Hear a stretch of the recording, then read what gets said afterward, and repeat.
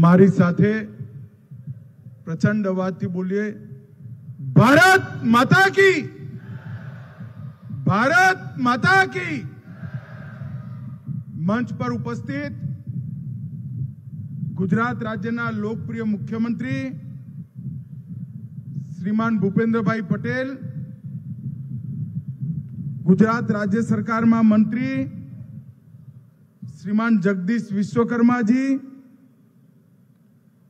ગુજરાતના આરોગ્ય મંત્રી શ્રીમાન ઋષિકેશભાઈ,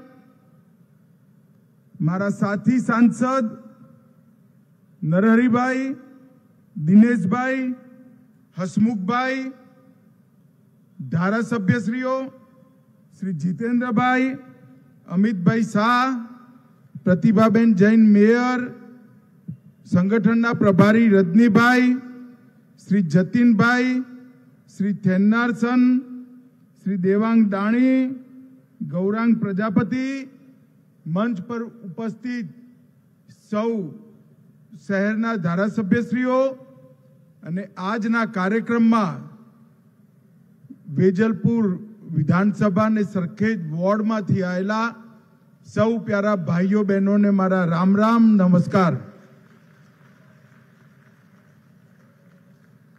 સૌથી પહેલા હું મ્યુનિસિપલ કોર્પોરેશન અને ગુજરાત સરકાર બંનેનો હૃદયપૂર્વક હું આભાર માનવા માંગુ છું કે આજ અમદાવાદ શહેરમાં 1000 કરોડના કામો પૂરા કરી જનતા માટે ખુલ્લા મૂક્યા છે।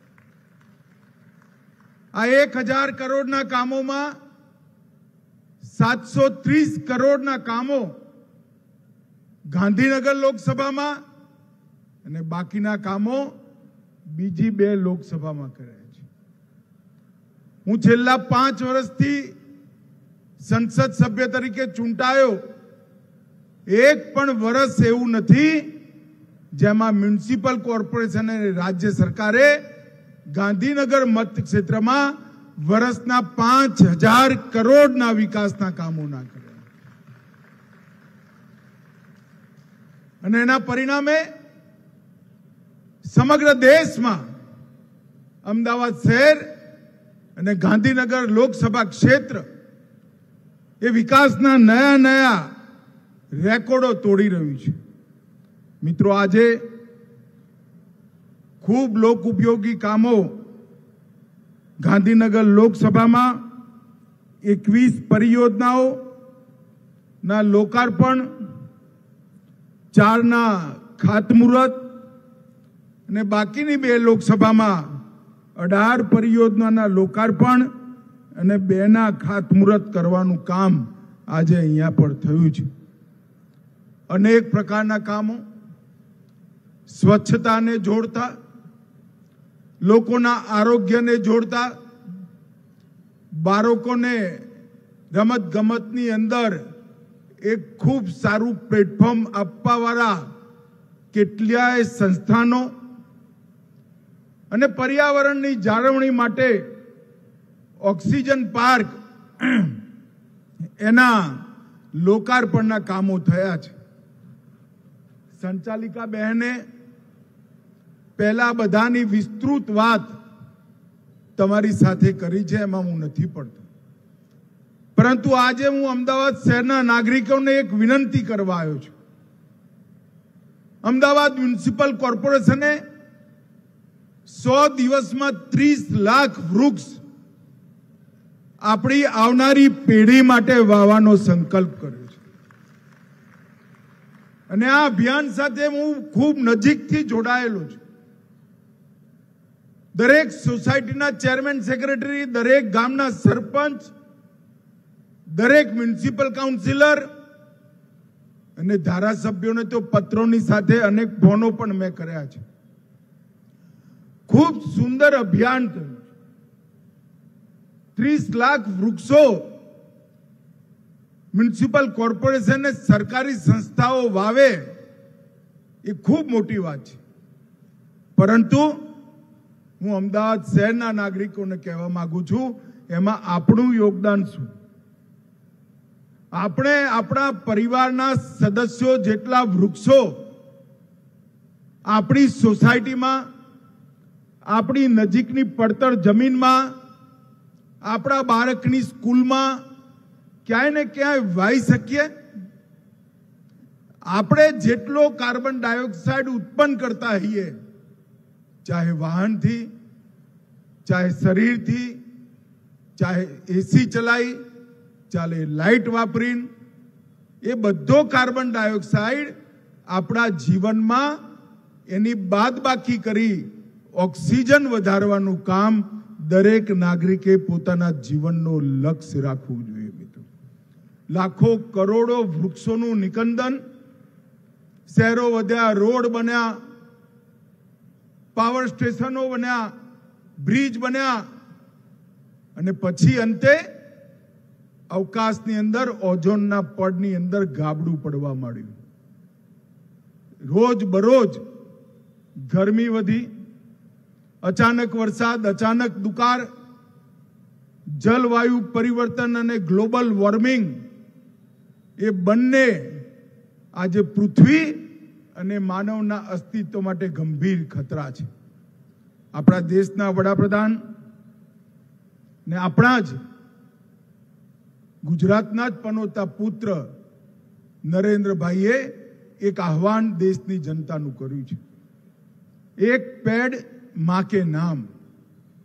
પોતાની માં જો જીવિત હોય તો એને સાથે રાખી એક વૃક્ષારોપણ કરવું, અને દિવંગત હોય તો એનો ફોટો સાથે રાખી એક વૃક્ષારોપણ કરવું. માતૃ ઋણથી મુક્ત થવાનો આનાથી મોટો કોઈ બીજો વિકલ્પ ના હોય, આનાથી મોટો બીજો કોઈ રસ્તો ના હોય. હું આજે ભલે ઓગસ્ટ મહિનો પતવા આવ્યો, છતાંય અમદાવાદ શહેરના દરેક નાગરિકોને હું હૃદયપૂર્વક અપીલ કરવા માંગુ છું કે મ્યુનિસિપલ કોર્પોરેશન કેટલાય ઓક્સિજન પાર્ક બનાવે, કેટલાય મિયાવાકી જંગલો બનાવે, કેટલાય વૃક્ષો વાવે. એ બધા એનો સરવાળો જો દરેક અમદાવાદી એક વૃક્ષ વાવે તો એના કરતા ડબલ થઈ જાય.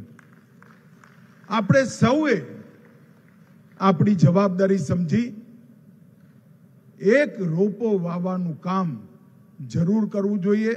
આપણા માથાથી મોટો થાય ત્યાં સુધી એક બાળકની જેમ એની કાળજી પણ લેવી જોઈએ અને એ કામને આગળ પણ વધારવું જોઈએ. મિત્રો, સમગ્ર દેશમાં અનેક શહેરોએ અમદાવાદની જેમ સંકલ્પ લીધા. 50 લાખ વૃક્ષ, 30 લાખ વૃક્ષ, 60 લાખ વૃક્ષ, અને જોતામાં એક પેડ માં કે નામ એ નારો ના રહેતા એક જન અભિયાનની અંદર પરિવર્તિત થયું છે. અમદાવાદ શહેરના નાગરિકોને હું અપીલ કરું છું, આપણે પણ આની સાથે જોડાઈએ.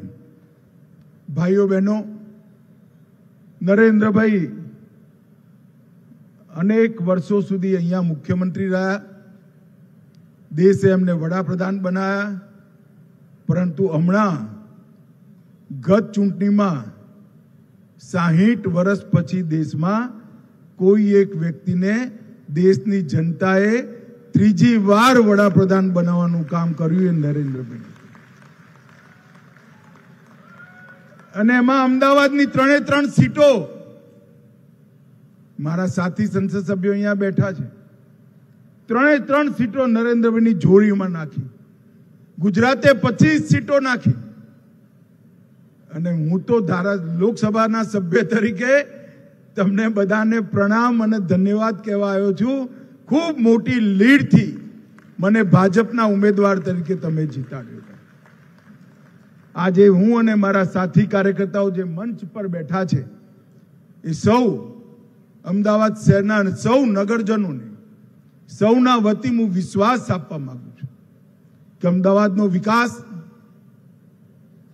ભવિષ્યને અનુકૂળ વિકાસ અને વિકસિત અમદાવાદ, સંપૂર્ણ વિકસિત શહેર, ઝૂંપડપટ્ટી વગરનું શહેર, ધુમાડા વગરનું શહેર, અને દરેક ઘરમાં શૌચાલય વાળું શહેર, દરેકની પાસે આરોગ્યના કાર્ડ વાળું શહેર આવનારા 2 વર્ષની અંદર જ અમે બનાવવાનો સંકલ્પ પૂરો કરીશું અને અમદાવાદને સમગ્ર દેશના શહેરોને અગ્રીમ હરોળમાં લાવવાનું કામ કરીશું.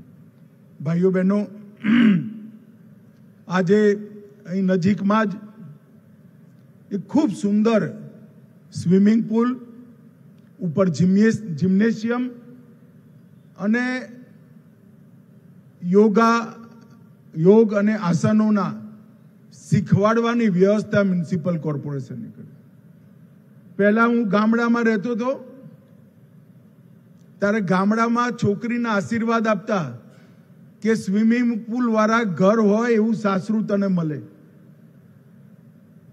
પરંતુ મ્યુનિસિપલ કોર્પોરેશને બધી દીકરીઓને સ્વિમિંગ પુલ વાળી કરી નાખી, કોઈ ચિંતા જ ના કરતા હોય. શહેરમાં અનેક સ્વિમિંગ પુલ બનાવ્યા અને હું આજે જોઈને આવ્યો, નાના નાના બાળકો અને યુવાનો, દિવ્યાંગ યુવાનો પણ ફૂલ લેન્થ 5 લેન્થ મારી ત્યાં સુધી હું ઊભો રહ્યો. 5 લેન્થ મારી એમને આજે એ સ્વિમિંગ પુલનું ઉદ્ઘાટન કર્યું છે. મિત્રો, ખૂબ મોટી વાત છે. પોતાનું સ્વાસ્થ્ય જાળવવાની જાગૃતતા હોય, ઈચ્છા પણ હોય, આરસ પણ ના હોય, પણ વ્યવસ્થા ના હોય તો શું થાય? તમારે જિમ્નેશિયમ કરવું હોય તો સાર્વજનિક રૂપે નિઃશુલ્ક છે. બહુ નોમિનલ ફીમાં અહીંયા પર સ્વિમિંગની વ્યવસ્થા છે અને યોગ આસન એની પણ વ્યવસ્થા નિઃશુલ્ક કરવામાં આવી છે. જે તળાવ બનાયા, જે ઓક્સિજન પાર્ક બનાયા, એ બંનેમાં 450 મીટરની લેન્થના વોકિંગ રોડ પણ બનાવ્યા છે અને ખૂબ સુંદર વોકિંગ રોડ બનાવ્યા છે. કોઈ ટ્રેડમિલની જરૂર નહીં પડે. સવારે ઓક્સિજન લેતા લેતા 4 ચક્કર ચલાવો તો 4 કિલોમીટર ચાલવાનું તમારું પૂરું થઈ જશે. ભાઈ, આજે હું હૃદયપૂર્વક મેયરશ્રીનો અને એમની આખી ટીમનો, ગુજરાતના મુખ્યમંત્રી ભૂપેન્દ્રભાઈનો હૃદયપૂર્વક આભાર માનું છું કે અમદાવાદના નાગરિકો માટે આ ખૂબ સુંદર સુવિધા ઊભી કરી. એ મારા મતક્ષેત્ર અને બંને મારા સાથી સંસદોના મતક્ષેત્રની અંદર અનેકવિધ ઉપયોગી થશે. ફરી એકવાર આ ચૂંટણીમાં 3 સીટો જીતાડવા માટે અમદાવાદીઓનો ખૂબ ખૂબ ધન્યવાદ અને આભાર.